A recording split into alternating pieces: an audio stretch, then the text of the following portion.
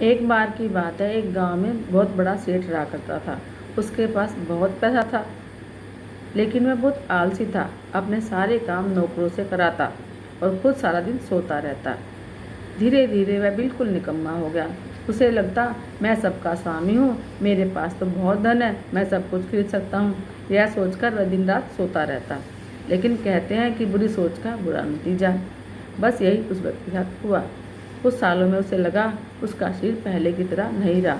उसके हाथ पैरों में अब तकलीफ है, तो वह बड़ा परेशान हुआ। अब उसके पास पैसा था, उसने बड़े से बड़े डॉक्टर से अपना इलाज कराया, लेकिन उसका शरीर ठीक नहीं हुआ। तो वह दुखी रहने लगा। एक बार उस गांव में एक साधु आए।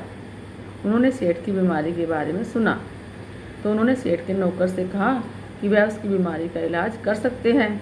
यह सुनकर नौकर सेठ के पास गया और साधु के बारे में बताया।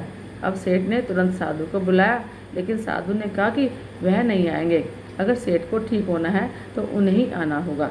अब सेठ परेशान हो गया, लेकिन असहाय था, करता भी क्या, चल फिर भी नहीं पाया करता। लेकिन अब जाने को तैयार हुआ, मजबूरी थी। हिम्मत करके बड़ी मुश्किल से साधु से मिलने पहुंचा, पर साधु वहाँ थे ही नहीं। अब दुखी मन से वापस आ गया। अब तो रोज़ का यह नियम हो गया, साधु से रोज़ बुलाते, सेठ आता और साधु उससे मिलते ही नहीं। ऐसा करते करते 3 महीने बीत गए। अब सेठ को लगा जैसे वह ठीक हो रहा है, उसके हाथ पैरों में अब ताकत आने लगी है। अब सेठ की समझ में सारी बात आई कि साधु उससे क्यों नहीं मिलते थे। लगातार 3 महीने चलने से उसका शरीर ठीक हो गया था। जब साधु ने सेठ को बताया कि बेटा, जीवन में कितना भी धन कमा लो, लेकिन स्वस्थ शरीर से बड़ा कोई धन नहीं होता। कहानी का सार यही है, यही बात हमारे जीवन में लागू होती है। कितना भी पैसा कमा लो, लेकिन स्वस्थ शरीर और सबसे बड़ी पूंजी है।